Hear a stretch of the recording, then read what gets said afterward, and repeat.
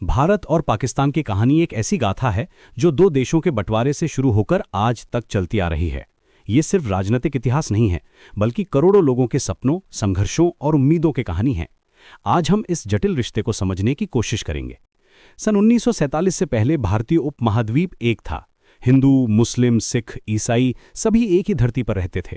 लेकिन अंग्रेजों की डिवाइड एंड रूल की नीति ने धीरे धीरे समुदायों के बीच दरार डाली। मोहम्मद अली जिन्ना का टू नेशन थ्योरी और कांग्रेस की अलग सोच, ये दो विचारधाराएं आपस में टकराईं। अगर आपको ये कहानी दिलचस्प लग रही है तो कृपया लाइक करना न भूलें और हमारे चैनल को सब्सक्राइब करें। बंटवारे की रात 14-15 अगस्त 1947 को इतिहास ने एक नया मोड़ लिया। रैडक्लिफ लाइन ने न सिर्फ जमीन बांटी, बल्कि परिवारों को भी तोड़ दिया। लाखों लोग अपना घर छोड़कर पैदल चलने पर मजबूर हुए। ट्रेनें खून से भरी आती थीं। ये पार्टीशन सिर्फ ज्योग्राफिकल नहीं था, ये इमोशनल भी था। पंजाब और बंगाल का बंटवारा सबसे दर्दनाक था। लाहौर, जो कभी भारतीय संस्कृति का केंद्र था, अचानक पाकिस्तान का हिस्सा बन गया। ढाका, जो बंगाली साहित्य की जन्मभूमि था, ईस्ट पाकिस्तान बना। करीब 10 लाख लोग इस बंटवारे में अपनी जान गंवा बैठे। नेहरू और जिन्ना दोनों ही अपने अपने तरीके से अपने देश का भविष्य देख रहे थे। नेहरू का सपना था सेक्युलर इंडिया का, जबकि जिन्ना चाहते थे एक इस्लामिक रिपब्लिक। दोनों लीडर्स के अलग अलग विजन थे, लेकिन दोनों ही अपनी जनता की बेहतरी चाहते थे। कश्मीर का मुद्दा शुरू से ही विवादित रहा। महाराजा हरि सिंह का फैसला, ट्राइबल इन्वेजन और फिर इंडिया की मिलिट्री इंटरवेंशन, ये सब घटनाएं आज तक दोनों देशों के बीच टेंशन का कारण बनी हुई हैं।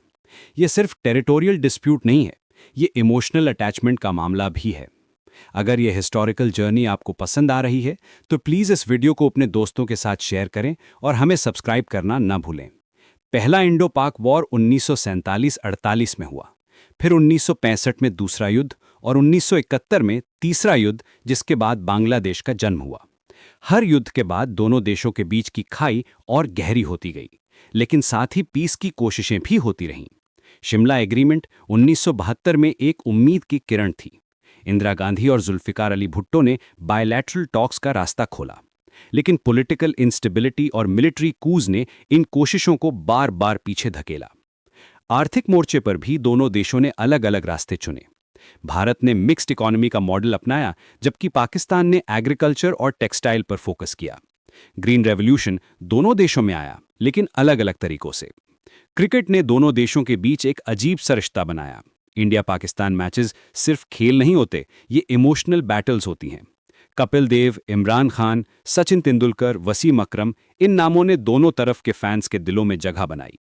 न्यूक्लियर टेस्ट्स 1998 में दोनों देशों ने किए।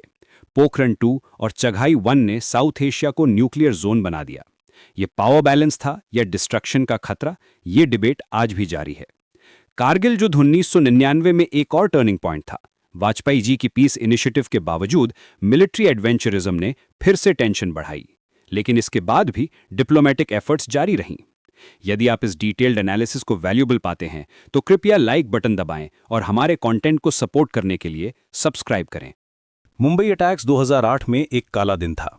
टेररिज्म ने दोनों देशों के रिश्तों को फिर से हिला दिया, लेकिन सिविल सोसाइटी के लेवल पर लोग बाग पीस चाहते रहे।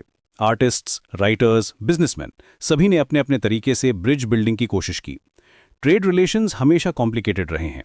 मोस्ट फेवर्ड नेशन का स्टेटस, सार्क के थ्रू कोऑपरेशन और बायलैटरल ट्रेड एग्रीमेंट्स कभी आगे बढ़ते, कभी पीछे हटते रहे। इकोनॉमिक इंटरडिपेंडेंस एक सोल्यूशन हो सकती है, लेकिन पॉलिटिकल विल चाहिए। कल्चरल कनेक्शंस कभी टूटे नहीं। बॉलीवुड फिल्म्स पाकिस्तान में पॉपुलर हैं, पाकिस्तानी ड्रामाज इंडिया में देखे जाते हैं। उर्दू लैंग्वेज, सूफी म्यूजिक और पंजाबी कल्चर, ये सब कॉमन हेरिटेज हैं जो बाउंड्रीज नहीं मानती। वाटर डिस्प्यूट्स भी एक मेजर इशू हैं।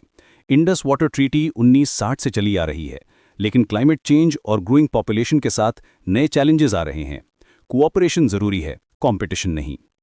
आज के डिजिटल एज में सोशल मीडिया ने नई पॉसिबिलिटीज खोली हैं। यंग जनरेशन के बीच डायरेक्ट कम्युनिकेशन हो रही है। स्टीरियोटाइप्स टूट रहे हैं, रियल स्टोरीज सामने आ रही हैं। ये पॉजिटिव डेवलपमेंट है। चाइना फैक्टर भी इंपॉर्टेंट है। CPEC, belt and road initiative और रीजनल जियोपॉलिटिक्स में दोनों देशों को अपनी स्ट्रैटेजीज रीथिंक करनी पड़ रही हैं। कंपटीशन से कोऑपरेशन की तरफ जाना होगा। अगर आपको लगता है कि ये एनालिसिस कॉम्प्रिहेंसिव है तो प्लीज़ हमारे चैनल को सब्सक्राइब करें और नोटिफिकेशन बेल भी दबाएं। फ्यूचर की बात करें तो दोनों देशों के सामने कॉमन चैलेंजेस हैं। Poverty, education, health care, environment, इन सब में कोऑपरेशन फायदेमंद होगी। यंग पॉपुलेशन एक एसेट है अगर सही डायरेक्शन मिले। स्पोर्ट्स डिप्लोमेसी, कल्चरल एक्सचेंजेस और पीपल टू पीपल कॉन्टैक्ट बढ़ाने होंगे। गवर्नमेंट लेवल पर जो नहीं हो पा रहा, सिविल सोसाइटी लेवल पर वो पॉसिबल है। बिजनेस कम्युनिटीज भी पीस चाहती हैं क्योंकि स्टेबिलिटी से ग्रोथ होती है। कश्मीर इशू का पीसफुल सोल्यूशन जरूरी है। ये सिर्फ पॉलिटिकल प्रॉब्लम नहीं है, ये ह्यूमैनिटेरियन इशू भी है। डायलॉग और कॉन्फिडेंस बिल्डिंग मेजर्स से आगे बढ़ना होगा। टेररिज्म और एक्सट्रीमिज्म दोनों देशों के लिए थ्रेट हैं। जॉइंट एफर्ट से इनसे निपटा जा सकता है। इंटेलिजेंस शेयरिंग और कोऑर्डिनेटेड एक्शन जरूरी है। क्लाइमेट चेंज एक कॉमन एनिमी है। वाटर स्कैसिटी, नेचुरल डिजास्टर्स और एनवायरमेंटल डिग्रेडेशन से मिलकर लड़ना होगा। रीजनल कोऑपरेशन इसमें की रोल प्ले कर सकती है। एजुकेशन और टेक्नोलॉजी के फील्ड में भी कोलैबोरेशन पॉसिबल है। ब्रेन ड्रेन को ब्रेन गेन में कन्वर्ट करना होगा। इनोवेशन और एंटरप्रेन्योरशिप को प्रमोट करना होगा। ये कहानी अभी भी लिखी जा रही है। हर नई जनरेशन के पास एक मौका है कि वो हिस्ट्री को नई डायरेक्शन दे सके। पीस कोई वीकनेस नहीं है, ये स्ट्रेंथ है। कोऑपरेशन से कंपटीशन बेहतर है। अगर आपको ये कॉम्प्रहेंसिव स्टोरी पसंद आई है तो कृपया लाइक करें, शेयर करें और हमारे चैनल को सब्सक्राइब करना ना भूलें। आपके सपोर्ट से हम और भी बेहतरीन कंटेंट लाते रहेंगे। भारत और पाकिस्तान की ये कहानी सिखाती है कि इतिहास से सीखना जरूरी है, लेकिन उसमें फंसकर रह जाना नहीं। आने वाली जनरेशन्स के लिए एक बेहतर फ्यूचर बनाना हम सबकी जिम्मेदारी है। होप और ऑप्टिमिज्म के साथ आगे बढ़ना होगा क्योंकि दोनों देशों का भविष्य उज्जवल हो सकता है अगर सही डिसीजंस लिए जाएं।